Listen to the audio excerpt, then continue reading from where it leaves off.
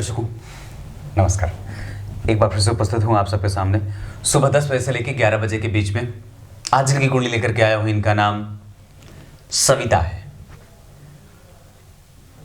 सविता भगवान सूर्य को भी कहा जाता है। ऋग्वेद में उनका नाम हर जगह उन्हें सविता से ही संबोधित किया गया है। आइए शुरू करते हैं आज का कार्यक्रम। कहीं नहीं जाना है। ये कुंडली का पहला हिस्सा है जहां मैंने लग्न कुंडली बनाया हुआ है।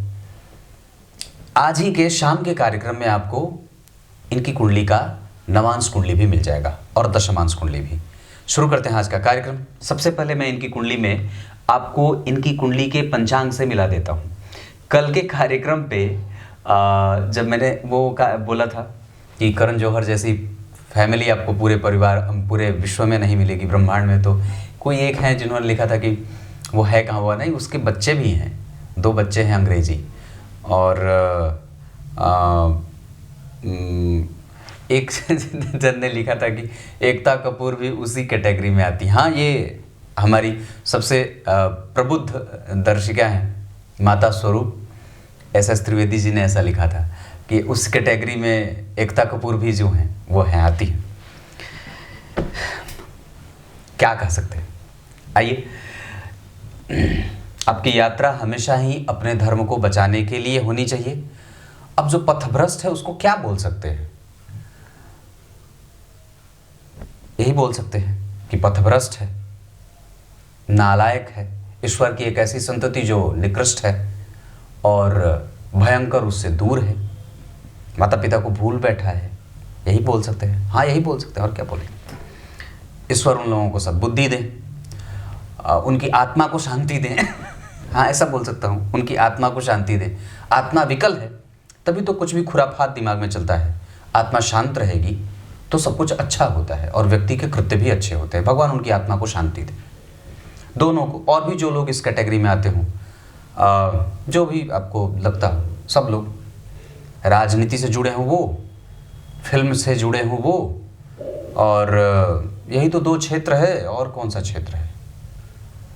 बाकी तो क्षेत्र अपने अपने क्षेत्र में है।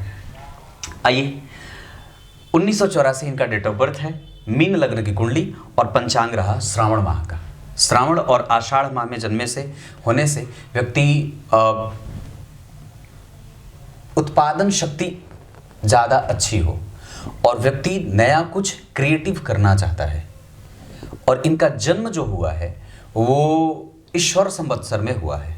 ईश्वर संवत्सर में होने से व्यक्ति ईश्वरीय गुणों का तो प्रभाव रखता ही है, साथ ही साथ वो जहाँ भी रहे वहाँ पे पदस्थ रहे और पदासीन रहे, उसका पद कभी खोए नहीं, ऐसा होता है। दक्षिणायन में जन्मे हैं, इस वजह से आत्मबल कभी कभी और धन के आने की गति कमज़ोर हो सकती है। लक्ष्मी का प्रभाव कम न हो, इस वजह से हमेशा ही व्यक्ति को सूर्य की आराधना करते रहने की आवश्यकता है।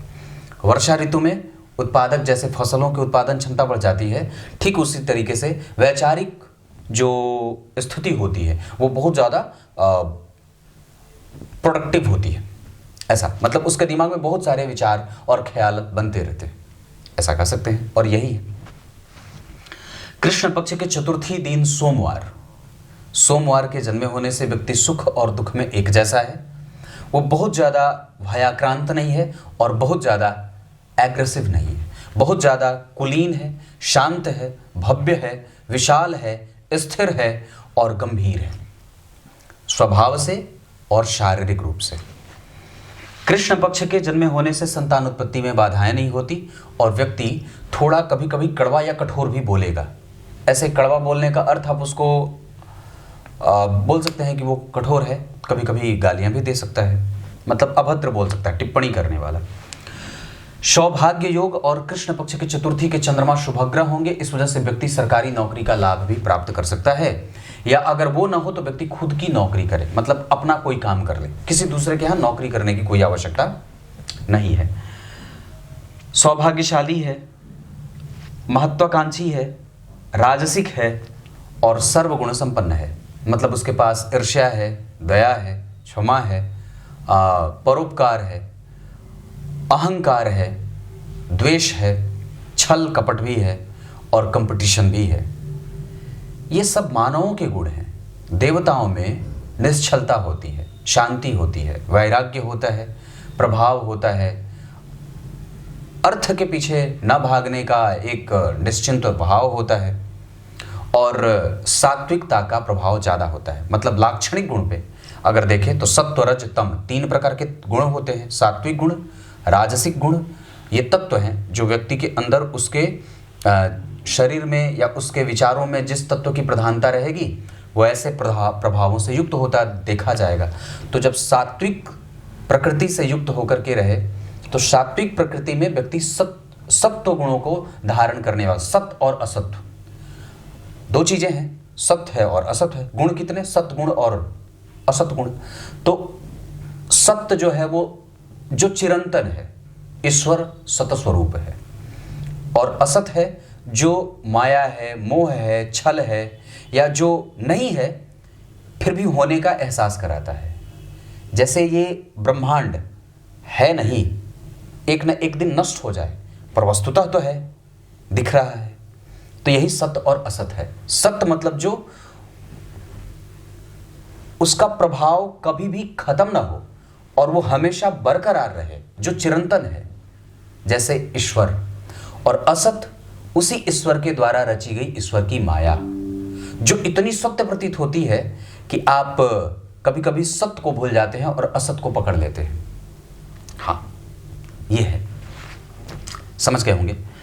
तो ये सत्वरज और तम मतलब सात्विक, राजसिक और तामसिक। तामसिक में तमस तत्व की प्रधानता, दूसरों के गिले शिकवे में उसका मन लगे, दूसरों के पीछे सोचता रहे, कैसे धन इकट्ठा किया जाए, उसको दान में खर्च ना किया जाए, ऐसा हो।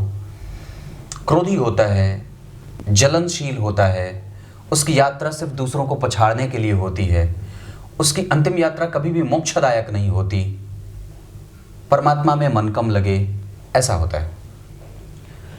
अब ये तो रही पंचांग की बात, जिसमें सबसे अच्छी बात है कि व्यक्ति की कुंडली में चंद्रमा शुभग्रह है। अगर आपकी कुंडली में चंद्रमा शुभग्रह होते हैं तो निसंदेह ये बड़े अच्छे होते हैं और धनदायक होते हैं। और उससे भी अच्छी बात होती है कि व्यक्ति का मन असंतुलन में नहीं जाता और बड़ा ही शुद्ध होता है, परिष्कृत होता है, श्रेष्ठ और अनुकूल होता है, गड़बड़ नहीं करता। मीन लग्न के लोग, मैंने एक कविता पढ़ी थी ना, जो सभी लग्नों को देखने के लिए बड़ा आवश्यक है, ऐसा उसका टाइटल लिखा था, थंबनेल लिखा था, जिसमें क्या बात कही थी कि मीन लग्न के होत नर सदा दुखी। मीन लग्न वाले थोड़े दुखी होते हैं, चिंतनशील होते हैं, अधैर्यशाली भी होते हैं, चिंतन भी करते हैं और अधैर्य की भावना भी होती है, धैर्यशीलता कमजोर होती है, कानून के जानकार होते हैं, पर कभी बताएंगे नहीं कि मैं ये जानता हूं। हो सकता है कि उनको जो क्रेडिट मिलना चाहिए कई बार वो इसलिए नहीं मिलता क्योंकि वो जबरदस्ती छीनना नहीं चाहते, यह जबरदस्ती उनको प्राप्त करने की जल्दबाजी नहीं होती है, आप ऐसा समझो। इसके अतिरिक्त आप ये भी समझ सकते हैं भगवान की मीन लग्न वाले एक अद्भुत शांति को और शांति की यात्रा पे निकल रहे होते हैं जीवन के आरंभ से ही। इनके अंदर कोई भाव नहीं होता, किसी भी चीज के प्राप्त होने पे भी दुखी नहीं होते, सुखी नहीं होते और दुखी भी नहीं होते। ना हो तो कोई बात नहीं, चलो ठीक है, ऐसा इनका विचार होता है। आप इसमें ऐसा भी समझ सकते हैं कि ये एक ऐसा दार्शनिक स्वभाव लेकर के जातक को दे देता है ये लग्न, जहां ये किसी भी प्रकार के कंपटीशन से अपने आप को मुक्त करना चाहता है और किसी भी तरीके से बहुत ज्यादा उलूल जुलूल चक्करों में नहीं पड़ना चाहता, ऐसा है। लग्न के अधिपति दशम में वक्री 12 डिग्री के, लग्न रेवती नक्षत्र बुध का, और ये पहले चरण का जन्म होगा तो रेवती नक्षत्र के पहले चरण के अधिपति गुरु होते हैं। लग्न बना गुरु का, केंद्र में बैठ गए, 2 केंद्रों के अधिपति, पर अपने ग्रह अपने भाव में बैठा है और अपनी राशि में बैठा है, दशम भाव में वो अच्छे भी होते हैं और कोई पापग्रह का कोई प्रभाव नहीं है। शनि की दृष्टि है जो सरकार से लाभ दे सकती है। चतुर्थ भाव के अधिपति बुध और छठवें भाव के अधिपति सूर्य और बुध एक साथ। चंद्रमा पहले ही शुभग्रह, शनि की दृष्टि दशम स्थान पे और सूर्य का संबंध जन्म कुंडली में दशम स्थान से तो नहीं है, पर इसके ठीक पीछे केतु बैठे हैं जो कम से कम व्यक्ति को अनुभवी बनाएंगे। दशम स्थान पे शनि का प्रभाव, मंगल की उच्च दृष्टि व्यक्ति को बहुत ज्यादा विख्यात, रिसर्च और डॉक्टर आदि के क्षेत्र में सफलता अर्जित करने वाली। मंगल की 7वीं दृष्टि धन देने वाली। मंगल की 8वीं दृष्टि पराक्रमी और हठी और कई बार क्रुद्ध हो करके ऑप्रेसिव हो जाता है, कई बार बहुत जल्दी ही जवाब दे दे ऐसा। या फिर कई बार वो, जैसे ये जो कुंडली बनी है वहाँ पे चंद्रमा जो होते हैं वो कहाँ के अधिपति होते हैं, पंचम भाव के, और वो पंचम भाव के अधिपति होकर के 12 में बैठे और चंद्रमा से 9 घर आगे मंगल बैठे।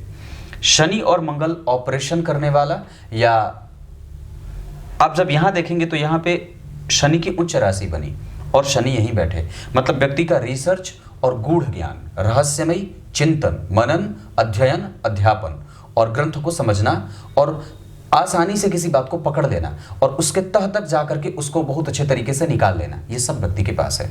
और सरकारी क्षेत्र का लाभ व्यक्ति को करना है तो बिल्कुल कर सकता है, उसमें कोई भी संशय वाली बात नहीं है। क्लियर है? इस कुंडली में 5 सबसे अच्छी बात क्या है? लग्न के अधिपति का दशम में बैठना, वक्री अगर नहीं होते तो इनका बल कमजोर और भी हो सकता था, क्योंकि 2 केंद्रों के अधिपति हैं, हंस योग लगाएंगे, वक्री हैं 12 डिग्री के, थोड़े शिफ्ट भी होंगे तो व्यक्ति में धार्मिकता बनी रहेगी। मूल नक्षत्र के और रेवती नक्षत्र के पहले चरण के बुध, रेवती नक्षत्र के पहले चरण के बुध जिसके अधिपति देवगुरु बृहस्पति ही होते हैं नक्षत्र के चरण के, और नक्षत्र किसका बना? बुध का, जो कौन होता है इस कुंडली में? 2 केंद्रों का अधिपति। मिथुन और कन्या 2 राशियां बन गई। मिथुन राशि के अधिपति बुध, कन्या राशि के अधिपति बुध, केंद्र के अधिपति दोनों, और बैठे कहां?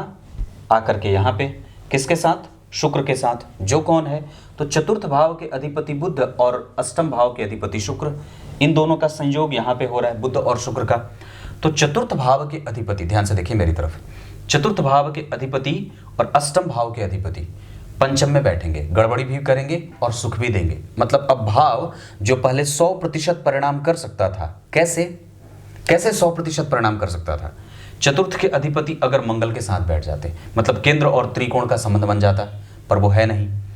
अब यहाँ पे चतुर्थ भाव के अधिपति अगर दुह स्थान के अधिपति के साथ पंचम में बैठेंगे तो व्यक्ति को अपने बच्चों के एजुकेशन पे ध्यान देना चाहिए, उनके स्वास्थ्य और अपने स्वास्थ्य के साथ साथ अपने आप को चिंतित नहीं करना चाहिए भविष्य को लेकर के, और बहुत ज्यादा स्वास्थ्य को लेकर के आलस्य या उसको लेकर के कोई भी लापरवाही नहीं बरतनी चाहिए, क्योंकि आपको ये डॉक्टर बनाने के साथ साथ कई बार आपके स्वास्थ्य को समस्यान्वित भी करेंगे, ऐसा है। हालांकि व्यक्ति की मृत्यु कभी भी बड़ा अकाल मृत्यु से वो मृत्यु का वर्ण नहीं करता है और वो समाज में प्रतिष्ठित होता है, जाना जाता है, पहचाना जाता है और उसके पास गूढ़ धन होता है। समाज के लोग हो सकता है कि आपको एक बड़े ही भव्य शांत शालीन के रूप में जानते होंगे, पर उस दरवाजे के पीछे बड़ा सा धन भी छुपा है, ऐसा भी है। लग्न के अधिपति का दशम में बैठना, लक्ष्मी संपन्न योग, केतु के बैठे हैं, इस वजह से यहाँ पे व्यक्ति के पास एक अनुभव, अनूठापन और स्थिरता के साथ साथ गांभीर्य भी मिलेगा। हंस योग लगेगा तो व्यक्ति चीज़ों को बहुत अच्छे तरीके से समझता है, वो जानता है कि उसके लिए क्या सही है और क्या गलत है, अच्छाई और बुराई के बीच का भेद उसे बहुत अच्छे से पता है, उसका मेंटल लेवल थोड़ा स्ट्रेसफुल रहेगा, मानसिक चिंता, स्वास्थ्य में छोटी मोटी बीमारियां होती रहेंगी। साहस उसका कोई छीन नहीं सकता है क्योंकि यहाँ पे चंद्रमा की दृष्टि है और व्यक्ति के एजुकेशन में और कई बार जितना मिलना चाहिए उतना थोड़ा कम मिलेगा, लेकिन उसकी नैतिकता हमेशा बरकरार रहेगी, कभी भी उसकी यात्रा गलत डायरेक्शन में नहीं होगी, क्योंकि सूर्य गुरु के नक्षत्र में 0 डिग्री के नहीं होते तो और भी अच्छे हो सकते थे। इनके पास धार्मिकता, इनके पास मोरालिटी, इनके पास चिंतन, इनके पास प्रभाव और इनके पास एजुकेशन, ये हमेशा ही बना रहे। आप समझ रहे हैं मैं क्या बोल रहा हूं? क्लियर है? सूर्य की दृष्टि एकादशवें भाव पे, यहां के अधिपति उच्च के। आरंभ में कम पैसों पे नौकरी करनी पड़ती है और आरंभ में बहुत सारे सवाल भी करियर को लेकर के होते हैं, पर जैसे जैसे व्यक्ति जिस क्षेत्र में गंभीर बनता जाता है वैसे वैसे उसकी गंभीरता और भी गांभीर्य धारण कर देती है और निश्चित रूप से व्यक्ति को एक समय पे सफल बना देती है। और ये दशाएं मंगल की हो सकती हैं, शनि की हो सकती हैं, गुरु की हो सकती हैं और बुध की हो सकती हैं। ये कुंडली परेशान करने वाली नहीं है क्योंकि लग्न के अधिपति दशम में बैठे हैं और निश्चित रूप से ये वक्री हो गए तो और भी बलवान हो गए, बल ज़्यादा लगा रहे हैं, इनके पास फोर्स ज़्यादा होगा।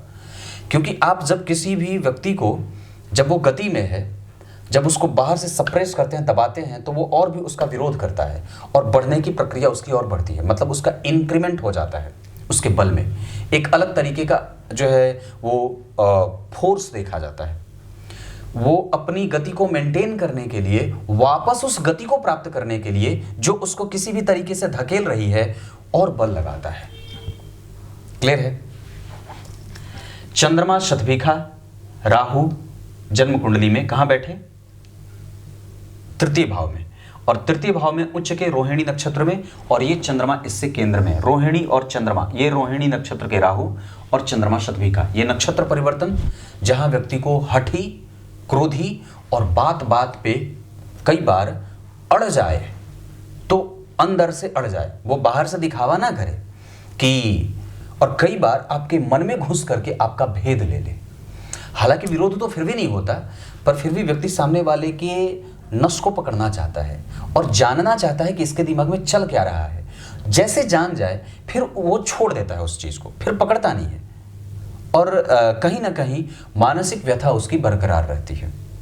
वो कभी भी एक साथ चिरंतन सुख में जाने में उसको दिक्कत होती है। हालांकि उसकी यात्रा हर बार उसी चीज के लिए होती है कि कैसे सुख प्राप्त किया जाए, मानसिक या आर्थिक या सामाजिक या राजनीतिक या व्यवहारिक, जिस भी तरीके से कहें।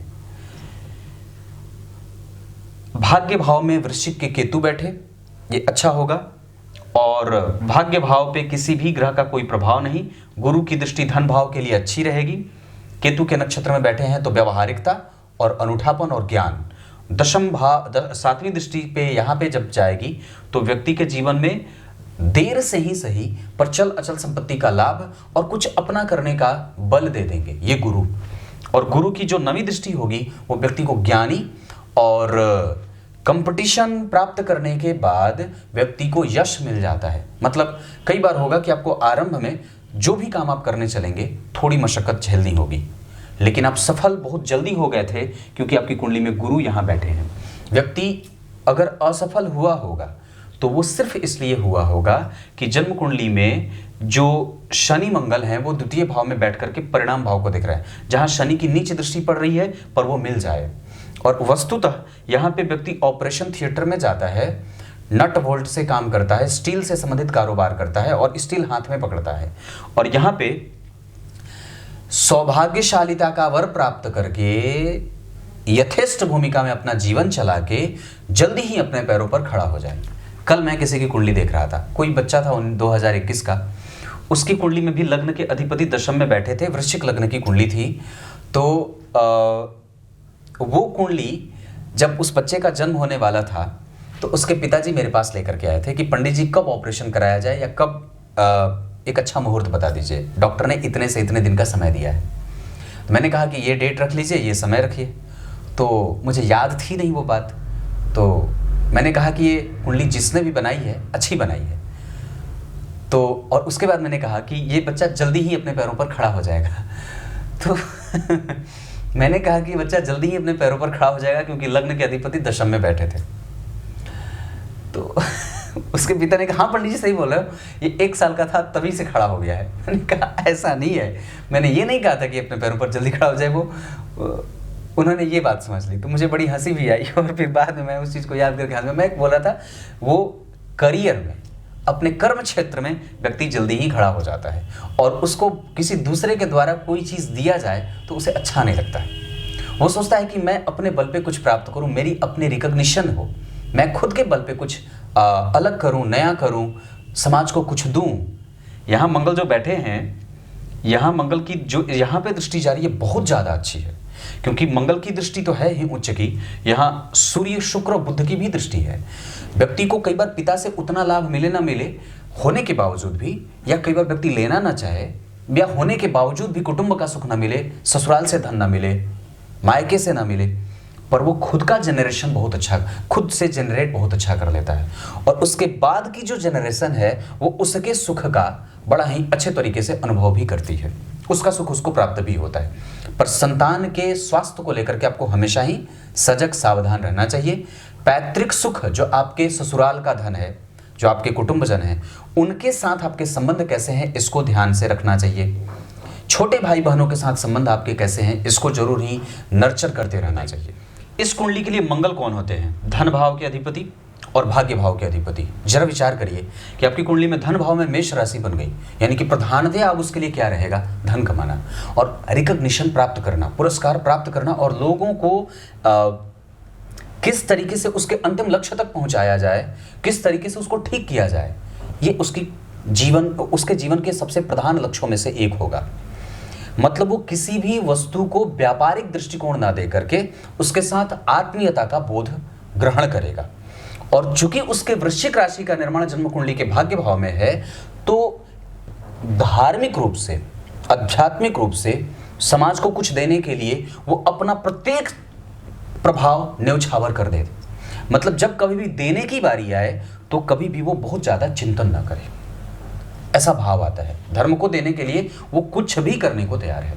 माता पिता की सेवा के लिए, बड़े बुजुर्गों की सेवा के लिए वो कुछ भी, अपने पति के साथ कम्युनिकेशन के लिए, पत्नी के और पति के प्रेम को पाने के लिए वो किसी भी हद तक कोई भी रिसर्च करने को तैयार है। क्लियर है? और मंगल बैठे कैसे हैं? वो जन्म कुंडली में भाई साहब बैठे हैं विशाखा नक्षत्र के, जहां वो कम्युनिकेटिव, जहां वो कन्विंसिंग, जहां वो व्यक्ति को बहुत ही डिप्लोमेट, और जहां वो व्यक्ति के पास अनुशासनात्मक कार्रवाई करने का बल दे देते हैं, जहां उसको जब कभी एक होता है जैसे कि अपने पद की गरिमा को बरकरार रखने के लिए और उसके अनुशासन को बनाए रखने के लिए वो उस चीज को भी मेंटेन करना चाहता है। मतलब वो ऐसा नहीं है कि सबके साथ ऐसा बंध जाए कि लोग उसका आदर ही बंद कर दें, वो ऐसा नहीं चाहता। वो चाहता है कि उसका जो प्राण है और उसके अंदर की प्रतिष्ठा है वो बरकरार रहे और हमेशा वो बनी रहे, क्योंकि ये मंगल आपको पेट के रोगी भी बनाएंगे और यही मंगल आपके चिरंतन सुख में कभी कभी आड़े भी आएंगे स्वास्थ्य के कारण से। यहाँ मंगल वृश्चिक राशि के नहीं बैठे हैं, तुला के बैठे हैं, तो व्यक्ति को खुद का कारोबार भी करना चाहिए और कर लेना चाहिए। अगर सरकारी नौकरी ना लगे तो व्यक्ति को खुद का कारोबार करना चाहिए, अन्यथा प्राइवेट नौकरी वाली ये कुंडली नहीं होगी, क्योंकि गुरु अपनी राशि के हैं। आप अपने गल्ले पे बैठिए, अपने सिंहासन को स्वीकार करिए। मंगल विशाखा के 22 डिग्री अवस्थागत ढीले हैं, नीचे जा रहे हैं, पर फिर भी यहाँ उच्च के ग्रह के साथ बैठे हैं। और शनि और मंगल सामान्यतया ये दोनों ग्रह समान होते हैं। बहुत ज़्यादा इनके पास मित्रता नहीं होती और बहुत ज़्यादा इनका संबंध कटुतापूर्ण नहीं होता, क्योंकि ये दोनों एक श्रेणी के ग्रह हैं, पापक ग्रह हैं, जहां शनि ज़्यादा व्यक्ति को अधीर करवा करके परिणाम देते हैं, वही मंगल उसके निगेटिविटी के कारण, उसके ही गलत निर्णयों के कारण उससे पश्चाताप का भाव जागृत करवा देते हैं। ये मंगल गुरु के नक्षत्र में और गुरु तीसरे भाव में, और इस मंगल पे किसी भी ग्रह का कोई प्रभाव नहीं। शनि के साथ बैठे हैं तो व्यक्ति के पास छेनी हथौड़ी रहती है कोई भी काम करने के लिए, और मंगल की दृष्टि हर जगह बहुत अच्छी है। मतलब यहाँ के लिए भी कुछ मामलों में कुछ हद तक ठीक रहे, पर छोटे भाई बहनों को बीमार कई बार कर सकते हैं। आपको भी अपने पेट का विशेष ख्याल रखना चाहिए, रक्त जनित समस्या ना हो इसका ध्यान रखना चाहिए। छठवें भाव के अधिपति सूर्य शनि से दृष्ट हैं और चतुर्थ भाव पे गुरु का प्रभाव है। फेफड़ा और हृदय क्षेत्र, ये दो चीज़ें आपकी कुंडली में प्रभावित कर सकती हैं। बुध इस कुंडली के दशम और चतुर्थ के अधिपति। अब इस कुंडली के लिए बुध चतुर्थ भाव के और सप्तम भाव के अधिपति, दो केंद्रों के अधिपति होने से शुभ ग्रह की दो राशियां केंद्र में, केंद्राधिपति दोष और बैठ गए पंचम में। पुत्र का सुख मिल तो जाए पर उसके साथ वैचारिक मतभेद भी बन जाता है, क्योंकि छठवें भाव के अधिपति भी यही हैं और आठवें भाव के अधिपति भी यही हैं। तो चतुर्थ और सप्तम भाव के अधिपति से अब आपको दो चीज़ों पे काम करने की आवश्यकता होगी, पति के साथ सामंजस्य पे और बच्चों के साथ सामंजस्य पे। और निश्चित रूप से अगर ये दोनों प्राप्त हो जाए तो व्यक्ति को चिरंतन सुख भी मिल जाता है और कहीं ना कहीं उसका गणमान्य होना बड़ा ही स्वाभाविक हो जाता है। इस पे आपको काम करना होगा। यहाँ पे सूर्य थोड़े कमजोर, बुध तार्किक, ज्ञानी और क्रिएटिव बना रहे हैं।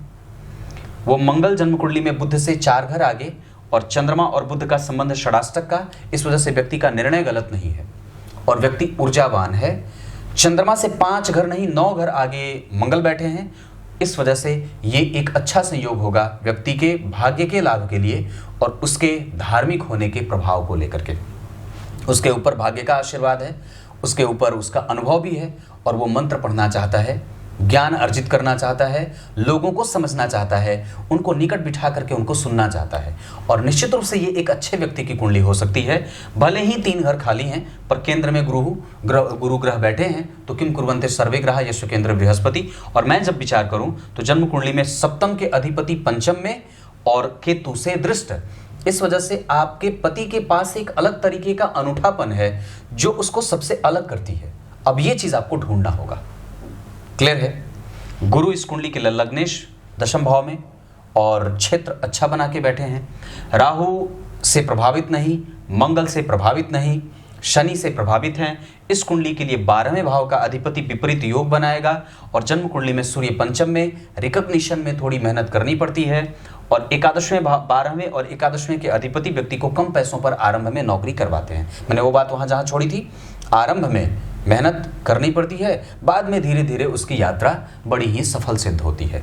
और शनि का 8वें भाव में बैठना व्यक्ति को आयु से और स्थिर संपत्ति के निर्माण में सहयोग देती है और व्यक्ति को गड़ा हुआ धन भी प्राप्त होता है।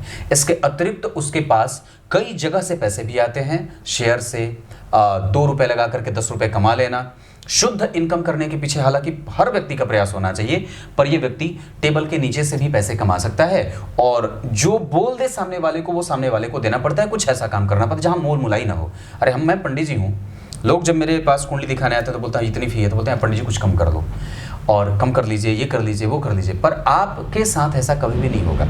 आपको बताऊं तो एक डॉक्टर किसी ज्योतिषी के पास आता है, और मैं ऐसे कई डॉक्टरों को जानता हूं, बहुत अच्छे प्रसिद्ध, बहुत अच्छे डॉक्टरों को जानता हूं जो थक हार करके ज्योतिषी के पास आए हैं। और बहुत ऐसे लोग हैं जो डॉक्टरों से कभी भी फी कम नहीं कराएंगे, क्योंकि उनकी हिम्मत नहीं कि उनके सामने वो जाके बोलें, पर ज्योतिषी के पास आकर के ये बात कहते हैं, पंडित जी थोड़ा कम कर लीजिए। क्योंकि पता नहीं उनके दिमाग में ऐसे कौन से भ्रम डाले गए हैं ज्योतिषी को लेकर के, ब्राह्मणों को लेकर के। आप विवाह में या किसी भी कृत्य में जब आप देखें तो मन चाहा पैसा लुटा देते हैं। जब बात ब्राह्मण को देने की आती है तो वहां मन महसूस करके रह जाता है, क्योंकि उन्हें लगता है कि वाणी का क्षय कोई बहुत बड़ा क्षय नहीं होता है, जबकि वाणी का क्षय सबसे बड़ा वाणी दोष लगा देता है। ब्राह्मण तो सबसे बड़ा दानी है, ब्राह्मण तो सबसे बड़ा दानी है, उससे बड़ा दानी कोई हो नहीं सकता। और ब्राह्मण सबसे बड़ा भिखारी भी है, क्योंकि वो हमेशा दरिद्र बना रहता है, बोल देता है, पर अपेक्षा हमेशा ही इसकी रहती है कि नहीं, मुझे जो मिलेगा सो मैं ग्रहण कर लूँगा। ऐसा तो ये है, क्योंकि सर्वस्व जो है, जो देने का भाव है, वो ब्राह्मणों का ही होता है। वो हमेशा समाज को देना चाहता है। आजकल के ब्राह्मणों की स्थिति निश्चित रूप से ऐसी नहीं है, ये बात मैं कह सकता हूँ, और निश्चित रूप से ये भाव बहुत ज़्यादा बदला हुआ है। तो ये आपकी कुंडली के बुध थे। गुरु ठीक है, शुक्र जन्म कुंडली में 9 डिग्री के पुष्य नक्षत्र के और शनि से दृष्ट है। ऐसी अवस्था में व्यक्ति के पास अनुभव, उसके पास तकनीक का ज्ञान, उसके पास समाज के साथ चलने की बल, और उसके पास आर्थिक विपन्नता कभी भी नहीं होती। मीन लग्न की कुंडली में शुक्र जो होते हैं वो अष्टम भाव के अधिपति होने के साथ साथ पराक्रम भाव के अधिपति, 2 अच्छे भावों के अधिपति नहीं होते। इस कुंडली में अच्छे होते हैं गुरु, अच्छे होते हैं बुध, हालांकि बुध मारक भी होते हैं। सप्तम भाव के अधिपति होने से मिथुन लग्न की 3, 6, 9, 12 की कुंडलियां जब बनती हैं तो सप्तम भाव बाधक हो जाता है। ऐसी अवस्था में कई बार बुध आपके एजुकेशन में और कई बार उच्च शिक्षा को बाधित भी करेंगे, और कई बार तो व्यक्ति की पढ़ाई में थोड़े बहुत कंटेंट की कमी भी होती है, ऐसा भी देखने को मिल जाता है। पर यहाँ पे शुक्र जो हैं वो गति की तरफ है, बढ़ रहे हैं, और शनि से दृष्ट नहीं होते तो ये और भी ज़्यादा गड़बड़ हो सकते थे। जहाँ व्यक्ति का बिस्तर का सुख, जहाँ व्यक्ति के पास आर्थिक संपन्नता अगर कहीं कम हुआ हो तो वो इसलिए हुआ है क्योंकि 12वें भाव के अधिपति आपकी कुंडली के अष्टम भाव के अधिपति को अष्टम भाव में बैठ करके देख रहे हैं। अष्टम भाव के अधिपति शुक्र को अष्टम भाव में बैठ करके 10वीं दृष्टि से देख रहे हैं। यहाँ तीसरी दृष्टि नौकरी दे, 7वीं दृष्टि थोड़ी सी कई बार आपको लोग अंडर एस्टिमेट भी करेंगे, और 10वीं दृष्टि जो यहाँ पे पड़ेगी वहाँ व्यक्ति के रिकॉग्निशन को देर से, विलंब से ही सही पर दिलवा देने वाला होता है। आप जो चाहते हैं वो मिल अवश्य जाए, थोड़ा विलंब संभव है, क्योंकि एक तो आपकी कुंडली में लग्नेश वक्री हैं तो उनके पास बल ज़्यादा है, जल्दी से वो प्राप्त करना चाहते हैं। लेकिन शनि पंचम भाव जो होता है वो मेहनत करने के बाद परिणाम का होता है। यहाँ कर्क राशि बनी है तो आपको थोड़ी सी शांति बरकरार रखनी चाहिए। क्लियर है? और 11वें भाव पे सूर्य, बुध और शुक्र की दृष्टि के साथ साथ मंगल की दृष्टि होने के बाद राहु की है। मतलब सबसे ज़्यादा जो प्रभावित भाव है वो आपकी कुंडली का एकादशवां है। इस वजह से आपको हमेशा ही कुछ इकट्ठा करने के लिए हमेशा तत्पर होना चाहिए। कैसे इकट्ठा किया जाए? हर एक चीज़, चाहे वो धन हो, गृहस्थ जीवन का सबसे बड़ा लक्ष्य धन कमाना होता है बहुत सारा, तो आप उस लक्ष्य के पीछे भाग सकते हैं। ये कुंडली उधर आपको लेके जा सकती है। और वैसे भी आपके पास चिरंतन सुख होगा क्योंकि गुरु केंद्र में बैठे हैं। 12वें भाव के चंद्रमा शीत जनित बीमारियां, जल्दी जल्दी सर्दी खांसी जुकाम और फेफड़े से संबंधित बीमारियां दे देते हैं। मन असंतुलन में रहता है। स्वास्थ्य में साहस है कि जीत जाएंगे, लड़ लेंगे, अनुशासित भी है, पर फिर भी वो अनुशासित होने के दिशा में जाना तो चाहता है, पर चाहने के बावजूद भी कई बार वो 10% असफल ही रहता है व्यवहारिकता के कारण। ऐसा शनि आपकी कुंडली में नौकरी और भाव मैंने बताया। राहु आपकी कुंडली में मेहनती और चंद्रमा के साथ परिवर्तन योग, और शनि का संबंध जन्म कुंडली में राहु से बन रहा है। विचार करिए तो शनि 16 डिग्री के युवावस्था के और राहु जहां बैठे हैं उस भाव से तात्कालिक मित्रता में भी हैं। 1 2 3। हालांकि तात्कालिक मित्रता में इसको मैं नहीं कहूं क्योंकि इस भाव से 3 घर पीछे जब जाएंगे तो 1 2 3 यहां पे। अब एक बात मैं आपको यहां पे रोक करके कहूं तो जहां शनि बैठे हैं उस भाव के अधिपति का संबंध अगर इस भाव से हो जाता तो ये कुंडली और भी अच्छी हो जाती। लेकिन एक सूत्र यहाँ ये लागू होगा कि जिस भाव में जो ग्रह अधिपति बना है उससे वो केंद्र में बैठा है, और शुभ ग्रह अपने भाव से केंद्र में बैठे तो अच्छा होता है। मंगल अपनी राशि की तरफ बढ़ रहे हैं, लग्न के अधिपति अपनी राशि में है, राहु उच्च का है, और कम से कम इस भाव का अधिपति अगर यहाँ नहीं होता तो ये एक गड़बड़ी पैदा नहीं होती। मतलब एकादशवां भाव, इस भाव का अधिपति अपने से केंद्र में, और इस भाव पे मंगल की उच्च दृष्टि, पर पापक ग्रह का अपने भाव से 3 घर पीछे जाना या 3 घर आगे जाना अच्छा होता है। पापक ग्रह की राशि बनी, यहां अच्छे नहीं है लेकिन वो 12वें भाव के लिए अच्छे होंगे। इसका अर्थ होगा कि व्यक्ति कभी भी ऋण में नहीं जाएगा और ऋण से मुक्त भी हो जाए। थोड़ी मशक्कत होती है क्योंकि धन भाव के अधिपति धन को देखेंगे तो धन दे देंगे। लाभ भाव के अधिपति का अष्टम में जाना कई बार लाभ को कम करता है, लेकिन वापस मंगल देने का प्रयास जरूर कर देते हैं। अभी दशा शनि की चल रही है, लाजवर्त पहनना चाहिए और निश्चित रूप से ये लाजवर्त आपको 2030 के जनवरी तक धारण करना चाहिए। इसके बाद आपकी कुंडली में बुध जो आएंगे वो निसंदेह सूर्य के संपर्क में है, तो आपकी कुंडली में सरकार का और पति का और पिता का सहयोग और उनका प्रभाव बढ़ेगा। अगर हो सके तो इनके साथ भी आप जुड़ करके कोई कारोबार स्थापित कर सकते हैं, और निश्चित रूप से उनको साथ लेकर के चलने का काम भी बुध की दशा में किया जा सकता है। शनि की दशा में आप मेहनत करिए, रश करिए, सिर्फ अपने आप को संघर्ष में रखिए, बाकी के लोगों को छोड़ दीजिए। आपको जितना रश करना है आप करिए, उन्हें करने की कोई आवश्यकता नहीं है। तो ये आपकी कुंडली है। सबसे अच्छी बात, लग्न का दशम में बैठना, धन भाव के अधिपति का जन्म कुंडली में धन को देखना, धनवान योग, पराक्रम भाव के अधिपति का पंचम में जाना, संतान देर से और कई बार संतान से मतभेद, चतुर्थ भाव के अधिपति का पंचम में आना, संतान का सुख मिल जाता है, पंचम भाव के अधिपति का जन्म कुंडली में 12 में रिकॉग्निशन देर से और साहसी, छठवें भाव के अधिपति का पंचम में आना, मेहनत करने के बाद कई बार परिणाम मिले और कई बार उसके ऊपर लांछन लगने का भाव भी होता है, और कई बार उसको जो वो नहीं करता है उसको भी उसको सुनना पड़ता है। 7वें भाव के अधिपति पंचम में प्रेम विवाह के योग बनते हैं और व्यक्ति प्रेमी होता है, प्रेम को तवज्जो देने वाला होता है। 7वें भाव के बाद 8वें भाव के अधिपति पंचम में, ये व्यक्ति को डॉक्टरी क्षेत्र में सफल बना देता है। 9वें भाव के अधिपति जन्म कुंडली में अष्टम में भाग्य भंग योग होगा। इस वजह से धार्मिकता, गाय की सेवा, एकादशी का व्रत, विष्णु सहस्त्रनाम का पाठ, शिव अमोघ शिव कवच का पाठ, सूर्य को अर्घ्य, हनुमान चालीसा का पाठ, मंदिर का दर्शन, गाय को बहुत ज़्यादा पूजित करने का भाव, ये हमेशा बरकरार रहे। 9वें भाव के बाद 10वें भाव हंस योग, गुरु यहाँ बैठे हैं, चंद्रमा केंद्र में आ जाते तो और भी एक बढ़िया योग बन जाता। हालांकि चंद्रमा 12 में है तो रिकॉग्निशन देर से मिलेगी। 11वें और 12वें भाव के अधिपति विपरीत योग लगाएंगे, कम पैसों पर, और कई बार जीवन का आरंभ देर से एक्टिव होता है, फिर भी वो व्यक्ति अन्य लोगों की तुलना में जल्दी सफल हो जाता है। भवन भूमि वाहन अगर खरीदना होगा तो बुध और मंगल को देख सकते हैं, शनि भी थोड़े बहुत काम कर जाएंगे। कुछ भी काम करना हो आपकी कुंडली में गुरु हमेशा ठीक रहेंगे। 3 तारीख अच्छी रहे। राशियों के आधार पर वृश्चिक, धनु और कर्क और मिथुन, ये राशियां आपके लिए अच्छी रहेंगी। इसके अतिरिक्त आपके लिए दिन गुरुवार का और मंगलवार का अच्छा रहे। नक्षत्र आपकी कुंडली में अनुराधा, विशाखा, स्वाति, पुष्य, रोहिणी और हस्त, भरणी, श्रवण, ये कुछ नक्षत्र आपके लिए अच्छे रहेंगे। कोई भी दिन आपके लिए जो अच्छा रहेगा वो आपके लिए गुरुवार और मंगलवार बहुत अच्छा रहेगा। कुछ इसी तरीके से आज के कार्यक्रम का समापन करते हैं। शाम के कार्यक्रम को अवश्य देखिएगा, इसी कुंडली का दूसरा हिस्सा। तब तक के लिए बहुत बहुत नमस्कार।